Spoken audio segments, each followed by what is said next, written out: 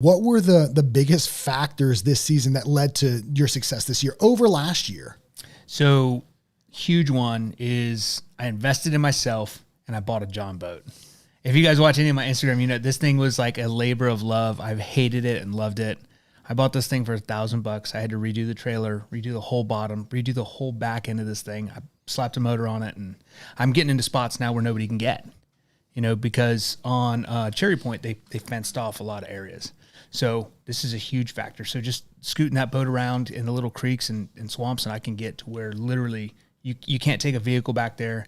And if you hike back there, you're hiking for, you're hauling. It's, 2-3 miles back. So what time, so before we get into that, so like some of these areas, so you put a lot of effort into this boat. So you have, you're accessing by water. So that really eliminates a lot of individuals. One, who don't want to put in the time. Two, that don't have the ability to get in by boat or kayak or whatever. So what made you kind of key in to the places that you keyed into?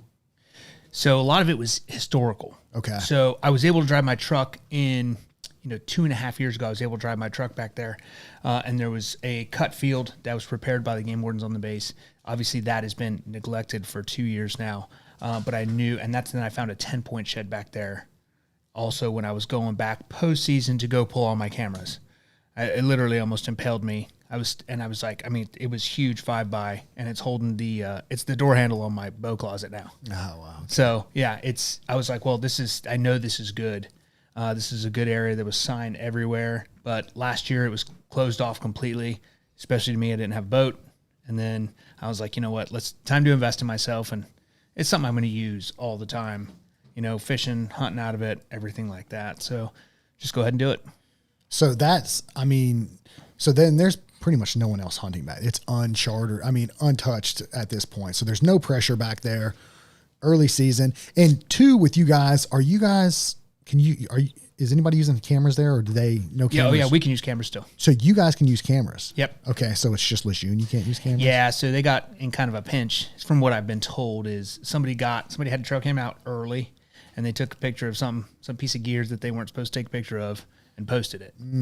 So game wardens were like, guess what? No more. If we find them, we're going to take them. Oh, wow. Okay. Yeah. But you guys can use it over at Cherry Point still. Yep. Okay, cool. So do you still have cameras that you're running out there? Oh, yeah. Yeah. Okay. What cameras are you running? So I've got a ton of them. I've got 2 Bushnells that have the solar panel on the top. Mm-hmm. I've got 2 Moultrie Edges that are cellular, and then 2 Muddy Manifest 2.0s that are cellular. They all have their pros and cons. I think we talked about it a little bit before. Yeah. It's just, it signals tough to come by out there, period, for any of them. But the Bushnells seem to have the hardest time picking up any signal. So I got to put those in my rural areas, as I call them, and then just kind of move things around from there. So you're running cameras all season? No, so you can't on Cherry Point. You have to have them. You can only put them out a month before the archery opener. Oh, and then they've got to be pulled. Mm-hmm. Oh, so you can leave them all season, but before that, you have no historical. Got so it. You can't pattern anything. Okay, that makes sense. So this particular deer, were you tracking on this deer? I saw him the night before on my trail camera. Oh, and you went out the next morning and. So it was it all just kind of worked out. I saw him and I was like, oh my God, he's a monster. He showed up with another one who kind of came from the other direction, where I put in this boat spot, and I was like, okay, this is perfect. So I get up. It was Sunday morning. I think it was Sunday, right? It was Saturday. It was Saturday. Yep. So I get up Saturday, pouring rain. It's just nasty monsoon out. So I'm waiting, looking at the weather, because they've been wrong for a long time now. Here where we are. Right. So you can't base it. So I'm looking at the radar. I'm doing and I was like, you know what? I looked at my wife. She was going over new countertop stuff, I was like, you're just annoying me. I'm going to leave. So I was like, I'd rather just get wet and get in the woods. So I was like, I got soaked just launching the boat, getting out. And I was like, well, this is all going to pay off, because A, I'm not dragging any scent in with me from the boat motor or anything like that. And B, I'm going to get in super quiet. So I was probably 25 yards from my camera and set up, and the rest is history. How far off, whenever you land and you're getting off the boat, how far did you walk in? Probably 200 yards. Okay, so you're still getting a little ways. Yeah, so I snuck the boat in. I was using a push pole at the very last bit of it to get as close as I could, because then I was still climbing up the bank, to get to somewhat of an opening / trail. And then it was the old road that went back there before you could access it. So yeah, it was pretty exciting. So yeah, so you're way off the beaten path. Way off. Yeah. So I climbed up the bank. I took a little bit of the access road for, I think, the first 40 yards, and then I'm just cooking. And I just played the wind, keeping it in my face the whole time. It was a little tough because it was pouring. And then if you hit a branch or anything, all of the leaves that are holding that water is just going to drain that on you. So what time of day did you get in? I left the house at like 1:32. Something like that. And then I got into the stand. No, I take that back because I did the boat. I got into the stand done at 3:30. So you were set up by 3:30. Mm-hmm. Yeah, I got in. So that's about the same time I got in, was right around 3:30 or 4 o'clock that day as well. Yep. So are you, with it being early season right now, are you hunting mornings and evenings? I just do evenings now, just because it's so hot. Yep. And all of the data that I am able to collect on my trail cameras, they're moving super early evening into late. Yeah. So nothing's moving in the morning. Yeah. It's just so hot. That's kind of what I've noticed too. So whenever you shot him, were you in the woods or you hunting a field edge? You said there was a cut open field that was out there. Were you hunting the field edge? Nope. I was in the woods.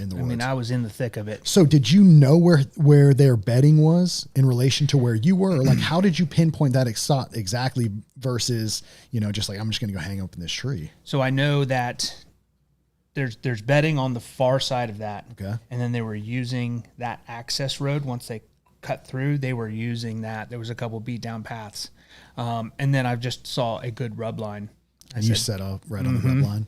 Yep. I knew my camera was 25, 30 yards back over this way some that had caught him on it. So I was playing in between that access road and my camera. Okay. So wish I could have a TV to put this up and like do a map and stuff to visualize it. But so whenever you were walking in, I'm assuming you were walking into a headwind, because so that day we had like a northeast wind. Yep. You walked in based off that wind, and where you set your stand up and your access there, I'm assuming he would have never crossed your ground scent. He actually did. He did? He came in say I came in, it was a northwest wind coming this way. Yep. So I came in this way. He came straight this way. So he was cutting the wind. Mm-hmm. Just cutting right across the wind. Yep. That's exactly what they were doing with where I was at as well. We talked about this with Ruben and, kind of watching them and Levi too. And access and wind is the most crucial aspects of if you're going to be successful. And you have to be very aware of the environment that you're going into, because just because it says it's a north wind doesn't mean it's going to be a north wind in that area based off terrain and stuff. Right. So and a lot of times it'll change here. Yes. It'll swirl, it'll move, it's weird. It is.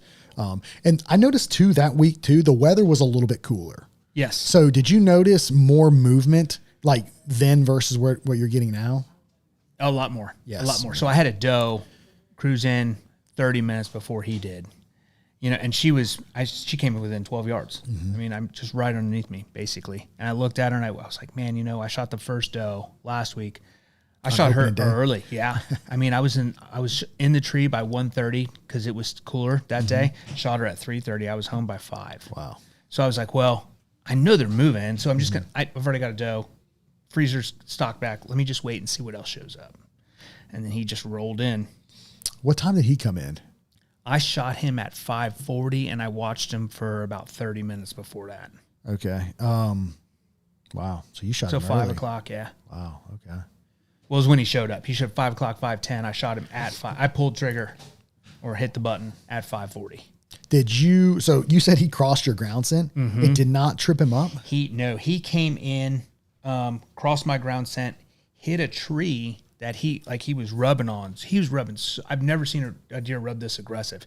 He was smashing his nose into the ground, rubbing that tree so hard. Had a sinus infection from our crappy weather. See, I don't know what it was, man. He was hitting hard. Was he? Yeah. And then, because I thought he was going to literally come right in front of me, and he didn't. He kind of doubled back. I don't know, maybe he could have caught my scent. Mm-hmm. He doubled back and came to my weak side as I'm sitting in my saddle.